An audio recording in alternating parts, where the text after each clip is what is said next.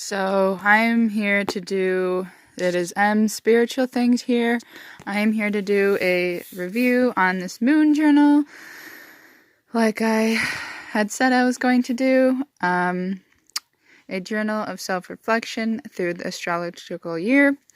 I'm first going to mention that this journal, I feel there is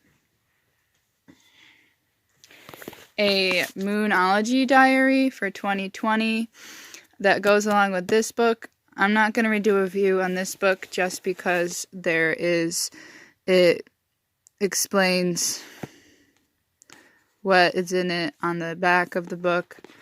But there is a diary that goes with this for 2020, and I'm mentioning this because I was going to buy that journal that goes with this book, but then I found this journal, and I found that this one is more timeless compared to the Moon Diary 2020, because the Moon Diary 2020 only has the year 2020 in it, and then if you want to reuse it, or you don't want to buy another journal, or you just want to save money, you have to cross out 2020 and then put out 2021, 2022, and so on, and it just gets messy. But with this one, it's timeless because you can put the date in here in pencil and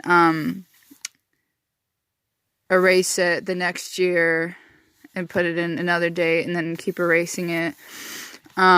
So if you want to save money, I would recommend getting this moon journal rather than the Moonology diary for 2020.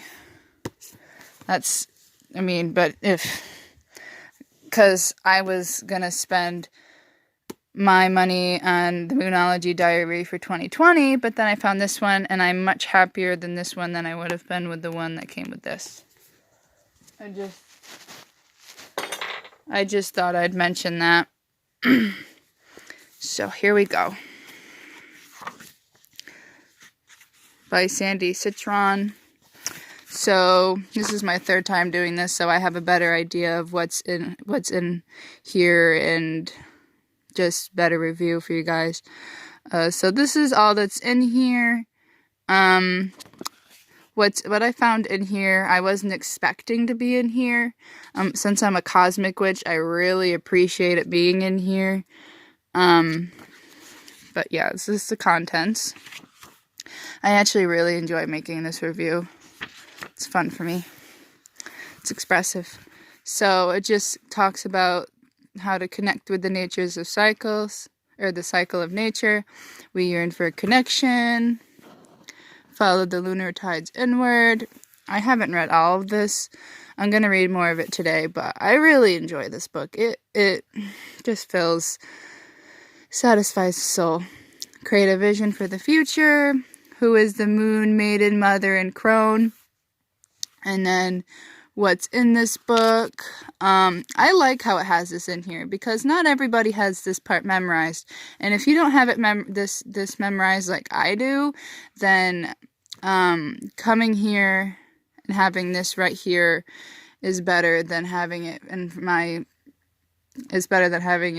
on your phone or having to look it up on Pinterest or the internet, and instead just having it and coming right here into this book and coming and looking it in right here. I like that. Because the other day I was looking up what the moon, maiden, and crone are, trying to remind myself, and I just appreciate that it's in this book. And then here is just talking about the sun and the moon and what they represent.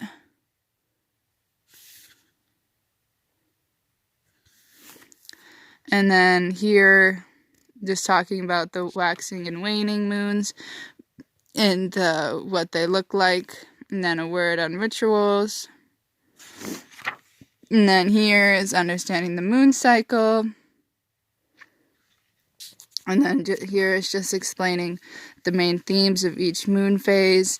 For me, I'm going to add more information in here just because I love working with the moon. And I also, another word here, if you're wanting to, if you're a person that gets overwhelmed by doing your own layout like me, I was wanting to I was putting moon information into my own cosmic book of shadows, is what I call mine, and having this journal is much easier for me because it doesn't overwhelm me as much, and I feel like it gets things done faster in the sense that I can just add little things into here with some notes so that I don't have to do the whole information on my own, and so it's just there and I just add a little bit work to it. So if you're a person that gets overwhelmed easily by doing all of your information by yourself, this is a good way to start. So here it's just talking about the new moon, the first quarter moon, full moon, and the third quarter moon, and the energy of each moon, and then the activities to do during that moon, and then rituals you can do during those moons. And then here is showing you the zodiac. And here, I haven't read this, but I'll just show that, and then you can stop the video to read it if you want to. And then here, it's talking about all the zodiacs and what their main theme is. Personally, I'm a Leo. I love Pisces. I don't have any Pisces in my chart, which is kind of sad because I personally love intuition and spirituality. I just love that. And so then here, tips for your journal.